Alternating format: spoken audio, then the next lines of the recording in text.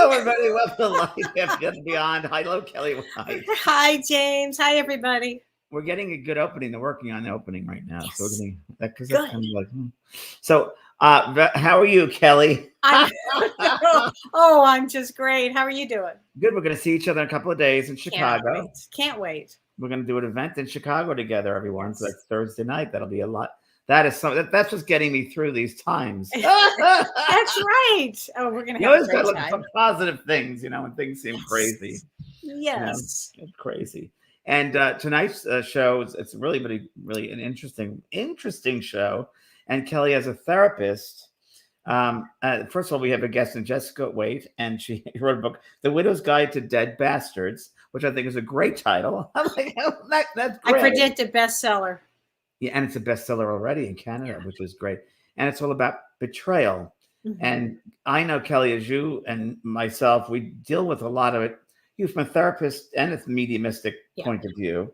Yes, I've had many clients that have had this experience of being betrayed. I think everybody that listens to the show tonight will have either had an experience of betrayal, because when you come to Earth, you have betrayal. Or you will you'll know somebody who's had a situation similar. They maybe not the whole story, but certainly big parts of this. But this is such a unique, fabulous, interesting story. I could not put this story down, James. I couldn't put it down. I read it word for word.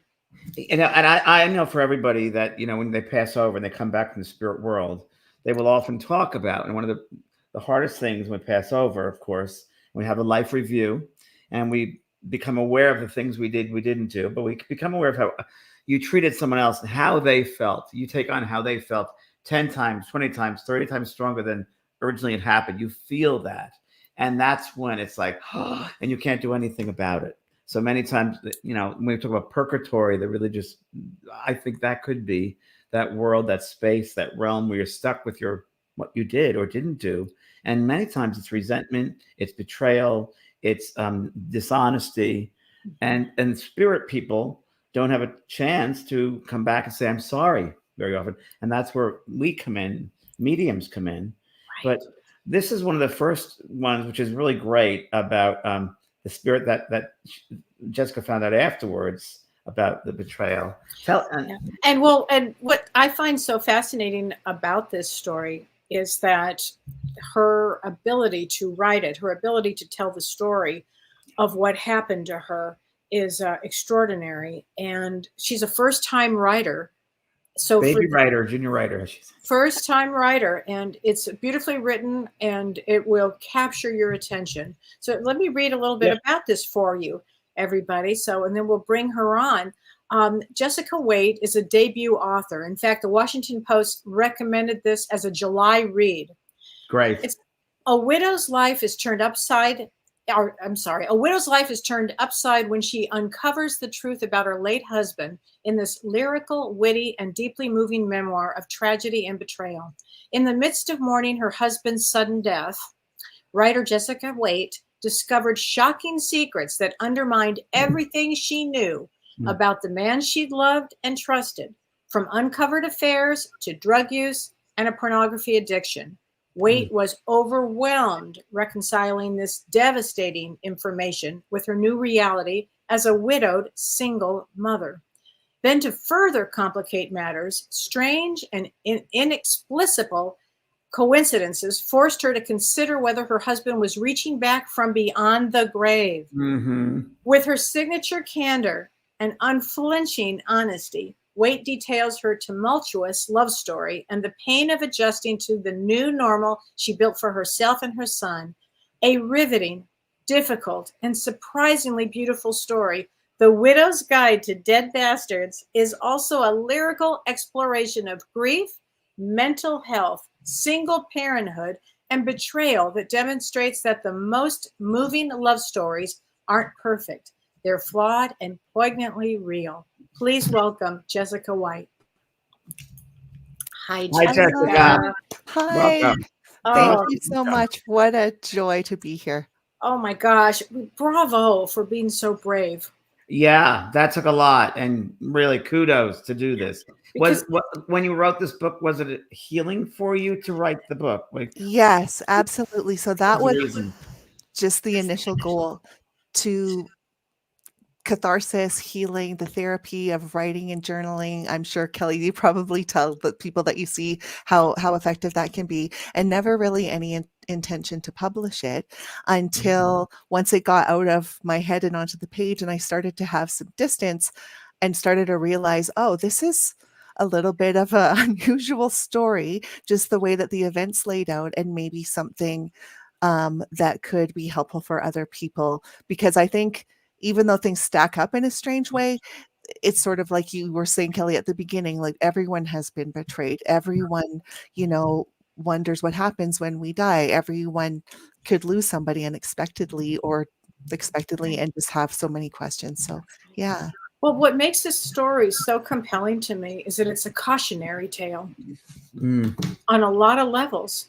I mean, it really does, I would think, help people look at red flags, look at people's behavior, look at what you're doing, not having fear. And the fact that you were able to write this in such a beautiful way to tell the story will help so many people that have had loss and betrayal, which is, I've had many clients that have had parts of your story. And it's really hard for them when they have passed over. What do you do with the rage and the anger and the grief? Because it becomes complicated grief at this point. And answer that for us, Jessica. What do you do with that? Yeah, that was the question that I sort of had in my heart. What am I going to do? Because I knew that if I did nothing, like if I could have just kept muscling through my days and just try to go back to, a bit of the life that I had before. But my heart was completely shut down. And if I had done that, it would have led me to a life of like bitterness and resentment. And I knew that I couldn't go on that way. And so I had to try something else. And so that's why I ended up, just opening my mind a little bit to things that I might not have been willing to look at before in terms of questions and healing modalities. And before you go on, because there's so much to ask you, this just popped in my head. Do you think your husband helped you write the book? Do I think that? Yes, I do. Yes, I do. I know that. I just know that. You felt him at certain times. You felt him when you were writing, right? Yeah. Yes, yes. And I even, I tell this in the story, but one of the things that happened to even allow me to make these discoveries was that I guessed his password. And so, I kind of skim over it as I'm telling the story, but it's like, I guess the password that he used to use when, things were better. And I knew when he was sharing his password with me. And then on the second try, I guessed it and it opened it up. And that's how I started to like uncover some of these. So when I read that in your story, I actually had to reread it. And I'll tell you why. It was so unusual. Yeah. It was so unusual that clearly spirit opened that up. Without a doubt. Yeah. And that to me is the first clue of Sean wanting to help. And then there's been so many ways that he has shown up that I don't write about a lot of these in the book. But one of the things is like I had to build up the chops to be a writer, because I didn't want it just to be my journal. I wanted it to be something that people would want to read. And so I went to my very first writing workshop, and there was someone there who was also widowed. And I guess in between the sessions, she told her new husband about me. And when the thing was over, I was about to pull away. I was in my car, and then suddenly someone knocked on my window, and I rolled the window down, and it was this woman's husband, and he was a shaman, and he gave me an eagle feather, which Kelly's got a big expression on her face because eagles like kept showing up for me. And then like a feather is also like a quill, right? So I felt like it meant like it's permission to tell the story. That's the meaning that I sort of. And let's tell the audience how you came to James and to me was through a dear friend that James has always called Mama Eagle. And she calls me Eaglet. The baby eagle. Oh, wow. That, yeah. When you started writing it, and because I know that when we write books, when we do any inspirational work, creating works. The spirit world works with us, that intelligence. And did you feel him, working with you? And if you did feel him coming, and in your experiences with him, when you had this experience, did you feel his energy? And if you did feel his energy, did it feel a little different? So at first, when the first things that started to come, they were so overwhelming to me, and I was still in my state of anger with him that I was having a hard time because my light bulbs were all burning out, my TV and stereo were coming on by themselves, and I was so mad at him because I had found these betrayals. I was still really raging, and so I was like, what are you haunting us now? And if you are, get out, because I wasn't receptive to any kind of messaging from him. But then there's this, I took some action to kind of discharge my anger on a Christmas Eve, the first Christmas Eve, which was about 6 weeks after he had passed away.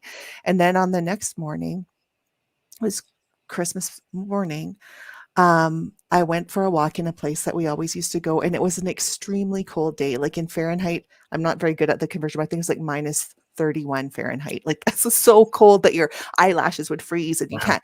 And as I was walking down this path, I saw an eagle, which I had never seen an eagle there, and eagles are not usually in this part of the world at this time of year. And so it was, this is to answer your question, James, like what I felt a very strong connection to Sean because he took a picture of every eagle that he ever saw. Oh gosh.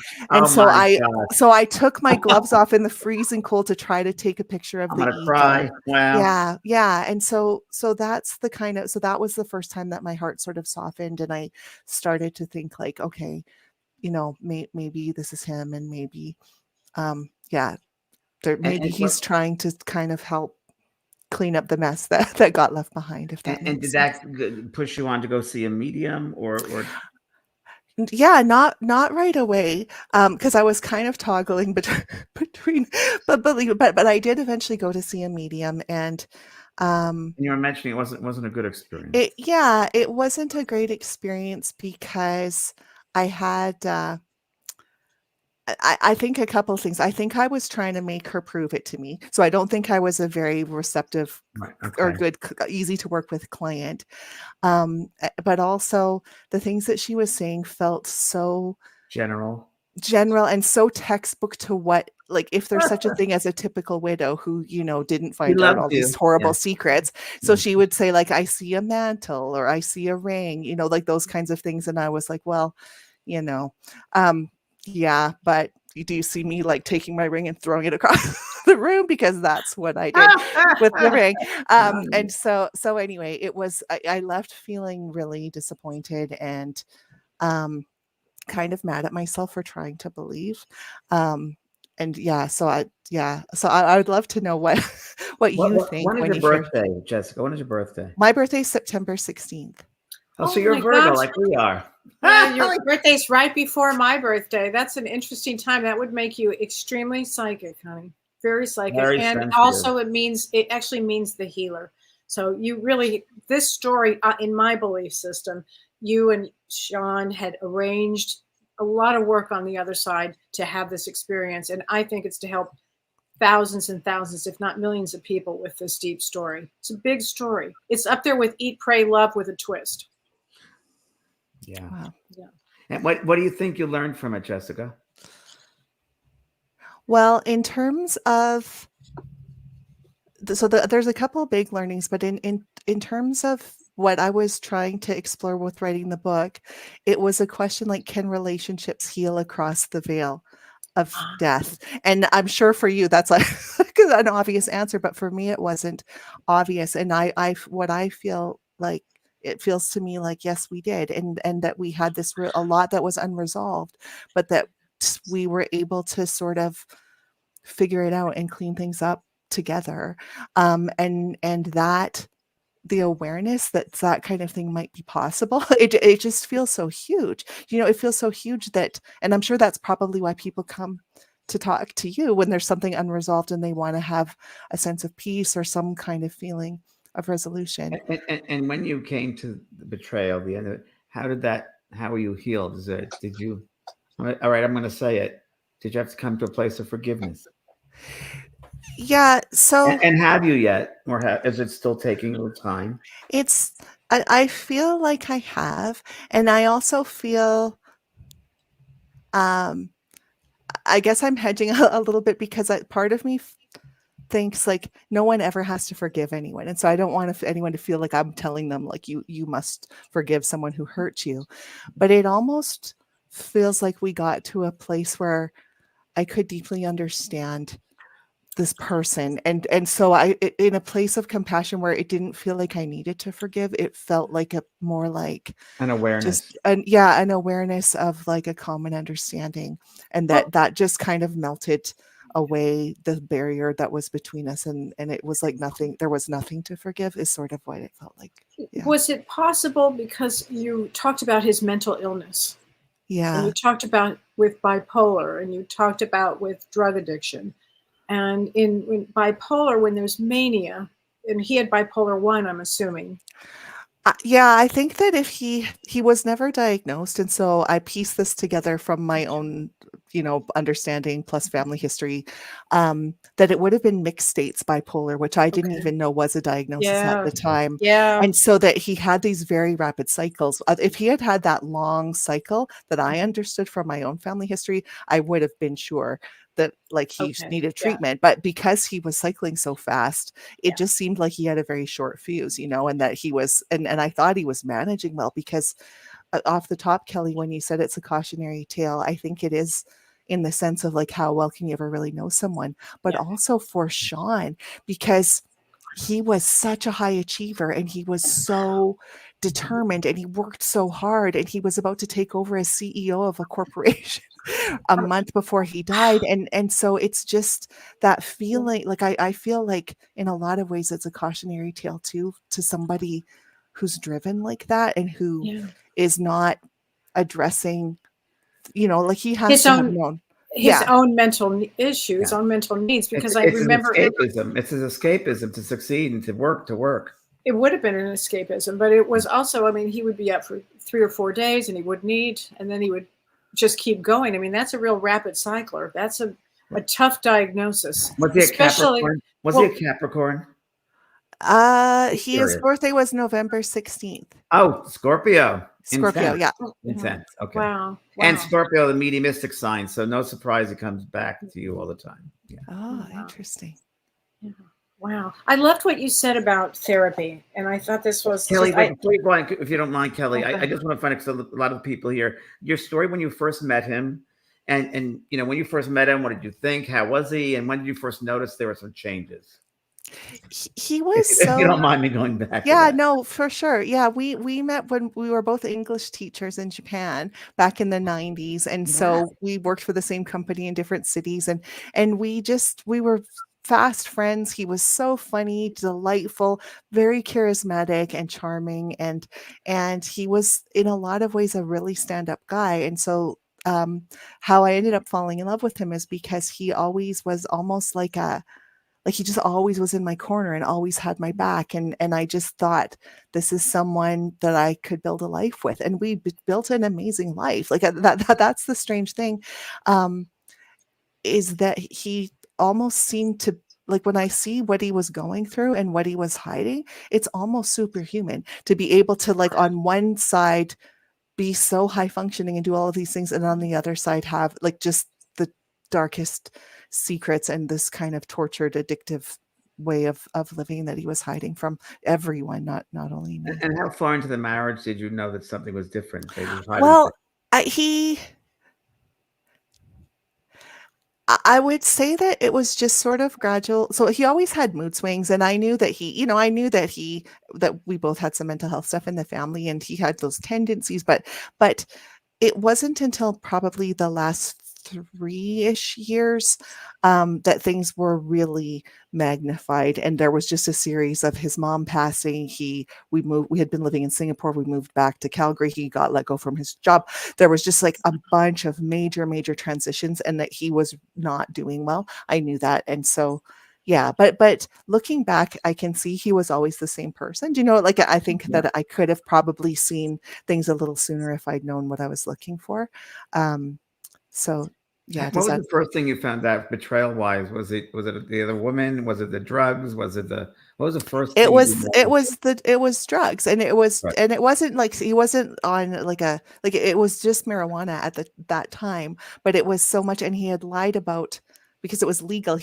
It's a long story. I don't need to go into all the Yeah, yeah, details, but yeah, it was legal in Colorado, and he had been yeah. working down there. And so I asked him, "Have you tried legal marijuana?" And he said no. And then when I opened his wallet, I found this frequent mud buyer card that had 7 out of 10 How stamp fun. punched Wow. out of it, and he'd barely been down there. And I'm like, well, how am I? so, so it was, and then yeah, and it Yeah, was just that little thing, and then, but that was the tip of the iceberg. And then I found out, I think there was, this massive cache of pornography. There yeah. were other women. There was like he was hiding debt and he had spent so much money. And so there, yeah, there was a lot Wow. to kind of I love reconcile. when you went after one of the women. Tell us about tell us Yeah, about tell that. us about that. It was really extraordinary because sometimes people will not do that, and some people will just do that. Ye I loved it. Yeah, I kind of skirted both of that because I had the impulse to go after her right away, but I checked myself and waited until there was like, I let a bit of time pass so that, um, I yeah, I don't don't wanna go into all the detail, but I didn't want to hurt her husband or children, but I wanted her to be accountable for what I felt that she Yeah. had done, and I wanted her to take some responsibility. And so I yeah, I concocted a revenge plan to unleash on her on Christmas Eve. And and so I did it, and the kind of meanness in it was the timing that it was on Christmas Eve. But that was in the end, as much as it doesn't make me look the best, and I'm not sure revenge is like always the best impulse to follow. The next day was when I had that saw the eagles, and so it did feel at some way like discharging the anger was good for me. Like, and I just like let go of some of the things that weren't mine. I don't know what you make of that that when you hear it, but yeah. Yeah. Oh, I thought it was brilliant. I thought all of it was actually. Did you ever experience Sean in your dreams? Mm. I would have a recurring dream, and basically it was like this. He would come home with his suitcase from a trip because he traveled on business a lot. He'd walk in the door. I would meet him like so happily, and then as soon as I looked in his eyes, I remembered what he did, and I said, "Get out." And that happened over and over and over. And so he there was no reconciliation happening in the dream world for us. And it's funny because later on, um, I did go and see another medium, and she told me, like, she ended up like being bang on about everything. And she said, he's trying to come through your dreams, but he can't get through, so he's flashing your lights. And so yeah, Wow. yeah, yeah. Oh my gosh. Wow. So, and you had other experiences with healers, I think. Yeah, so this is another thing that didn't used to happen. I was having a lot of physical pain, like back pain especially, and so I was going to see a massage therapist, and this happened 3 different times that someone who was doing body work, giving me a massage, would get some kind of vision or intuitive hit and then tell me about it. And so, like, yeah, that didn't like, that never used to happen, and then it happened with 3 different people, and a couple of them told me that I was gonna write a book, and, like, part of the way through, I was already writing a book, and they told me, that I would, which was another bit of Right. data that I put into my data set that, yeah, that I was on the right track. And the other thing was that my perceptions were sort of altered in a way that it felt like books were guiding me, like books, like in the library, I would see them like more clearly, like one more than the other, and then that one would have direct relevance to my life. And so it just kind of felt like a breadcrumb trail unfolding of, what the next steps would be. It was a spiritual awakening. Yeah. And you're Yeah. and you're a teacher. You're a healer and teacher. So you're teaching people with this healing. And did you feel different, Jessica, after you wrote the book? And how did you feel different if you did? About the relationship, about yourself, or about the world?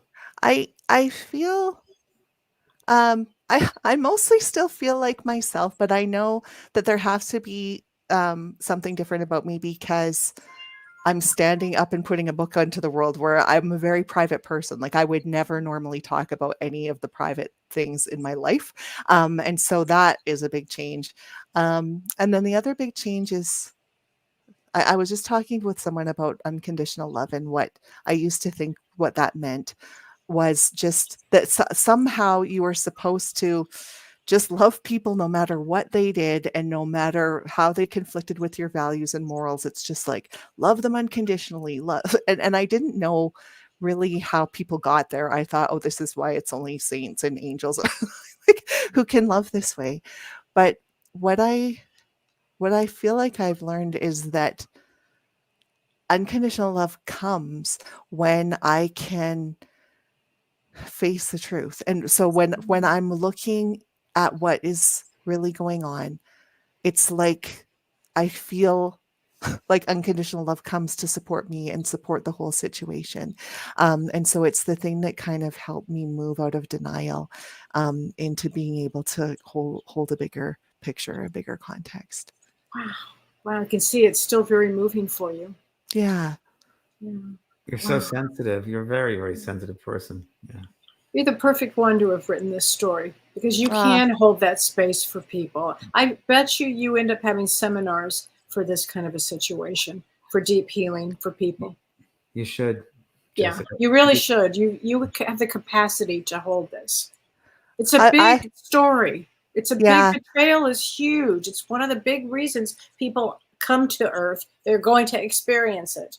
So it's all about growth and our soul expanding and growing. And betrayal teaches us a lot about how we respond and how it plays out. And Kelly, don't you agree that we all learn, we all set up our lives before we come back? Those lessons, we did our curriculum, and souls connect and agree to certain circumstances in order for both of you to learn certain aspects. Yeah. So, if you were going to give people some steps who have been in a betrayal situation and would like some how to learn how to get to a forgiveness place, what would you send them? What area? How would you go with that? I think that one of the things, and it's hard to talk about this because you can't really do it at an intellectual level, but is that it's so, with the shame of being betrayed, it's so easy to turn that on yourself. This is what I felt like I was doing. I should have known. How could I be so stupid? You know, all of those kinds of thoughts. And so that does not help you. And it is like, I would really just say, it is not your fault. It is very easy to deceive people for a variety of reasons, especially these days with technology. Like there's so many things that so it's not your fault for having been deceived. And it's admitting that we've been deceived is one of the hardest things that we can do. And so I think I would just say, be as gentle as you can to understand you didn't do anything wrong and that it's nothing about who you are or how you are, and that you can, you can recover from it and you can like get your life back. And we have to trust each other, right? Like I didn't heal from this alone. And so we like finding something to trust, which might just be that you're going to be okay, like to keep the faith in yourself. Right. And then part of the gentleness too is, get as much sleep as you can. Like I can't tell you how much I slept and how tired and exhausted I was. And so then I had to be kind, like not judging myself that I was being lazy or something like that. But it takes rest. And I'm just curious, did a therapist ever diagnose him as a sociopath when they were talking to you? No, and I don't think that would have been an accurate diagnosis for Sean, because he really did love and care for people. And that was one of the hard things off the bat for me, because he was so beloved. Like he mentored people in his field and he had so many strong friendships, and he definitely didn't exhibit the tendencies of someone who doesn't care about other people. I think he really did care. And I think,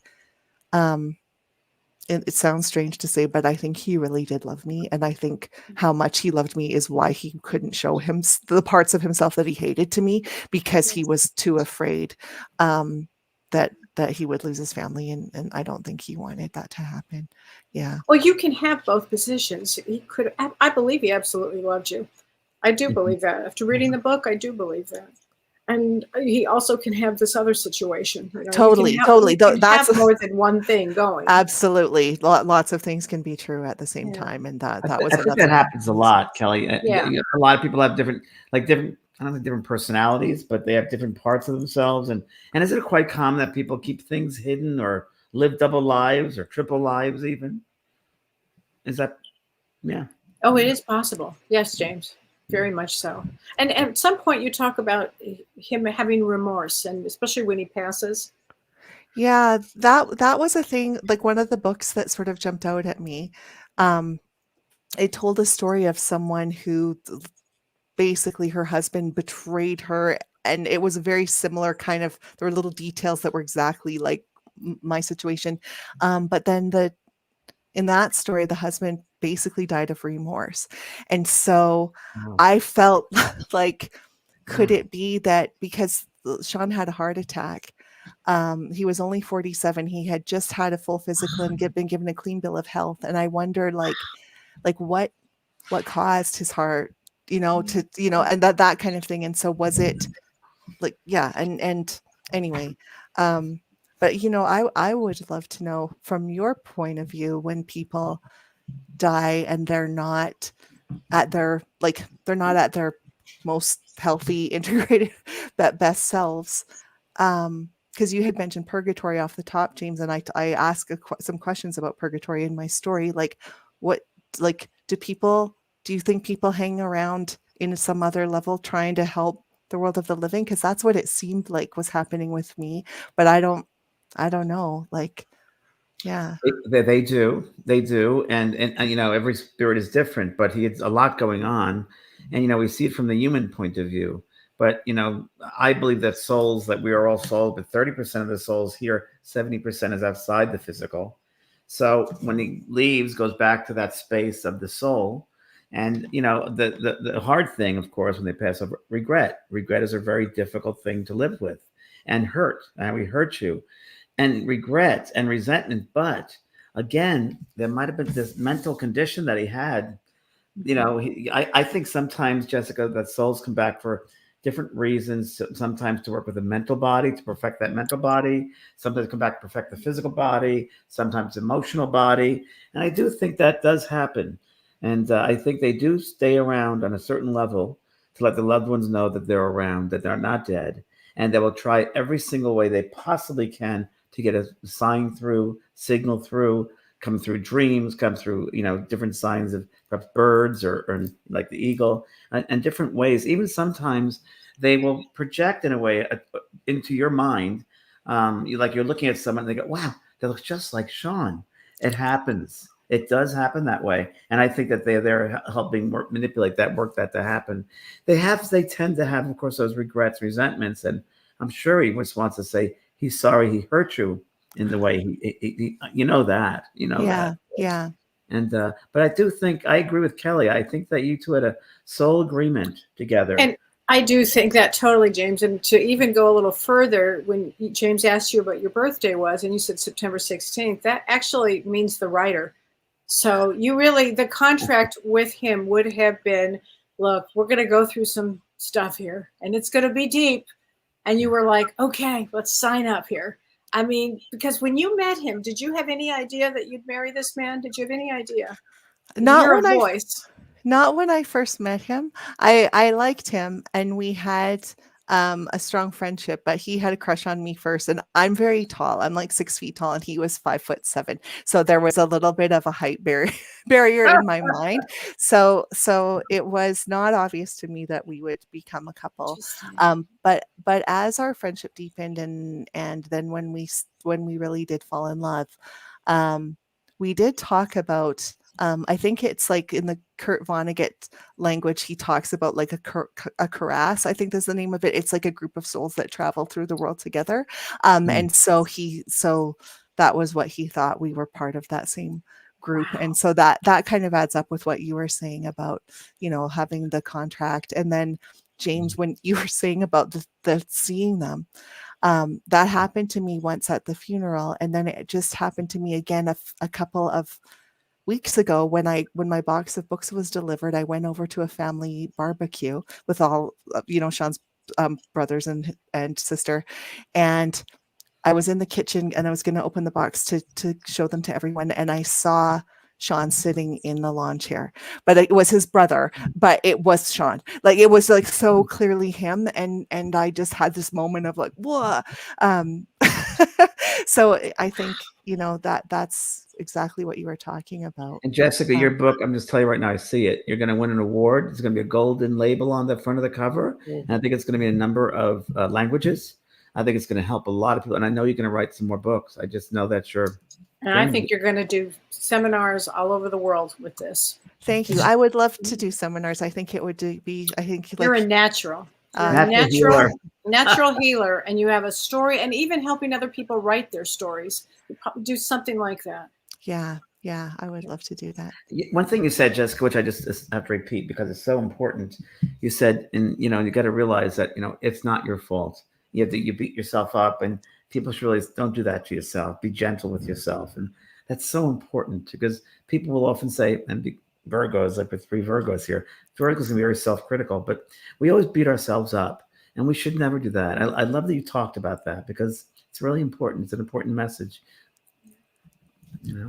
I also loved what you said about counseling, which I have to read this quote because I thought it was so profound. You said, counseling is like setting a broken bone.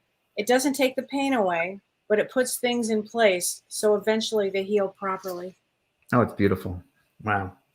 You're a natural. You're natural. Yeah. Oh my gosh. Oh, thank you. And you had a child together, yes? Yeah, so we have one son. He's just about to turn 18 in a few days, and he was 9 when his dad died. So he, it's been it's a rough road, I think, growing up with that kind of grief, but he's done really well, and he's a beautiful, wonderful human being, and I couldn't be prouder of our son. And do you share with him little things about his dad? Yeah, I do, and as he's grown up, there's been sort of age appropriate moments for us to talk about, things that went on with his dad. And so nothing that's in this book really was a surprise to him. He did read it in January. And I was so nervous. I was so nervous because I know I wouldn't have wanted to read these things about my parents as a teenager or maybe ever. But he took the book, he went downstairs.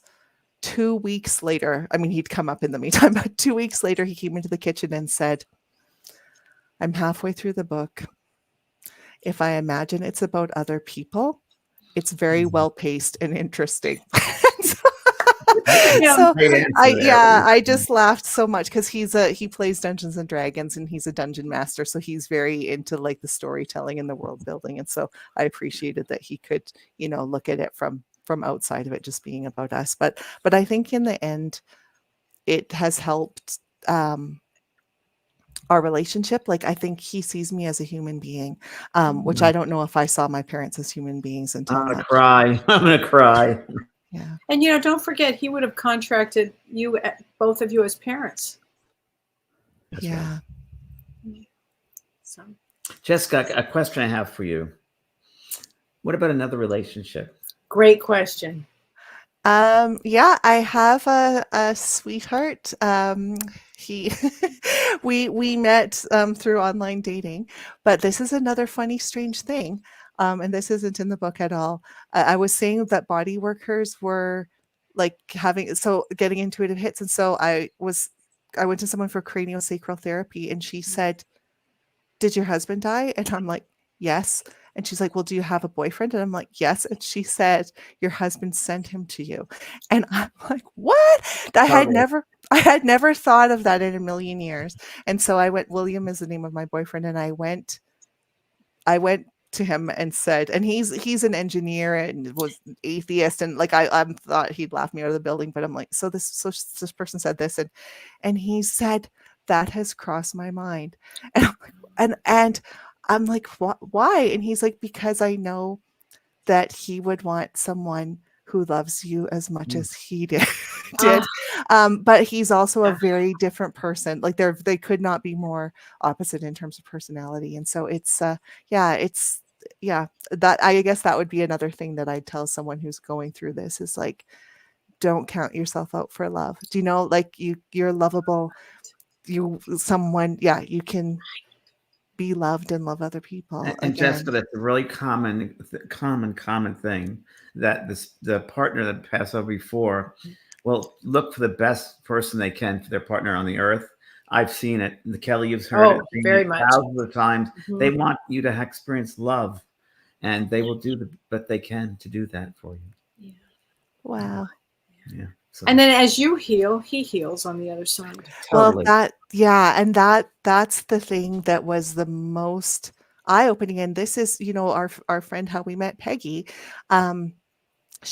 She helped a good friend of mine declutter, and that friend came to help me declutter. And so that's how we all connected with one another.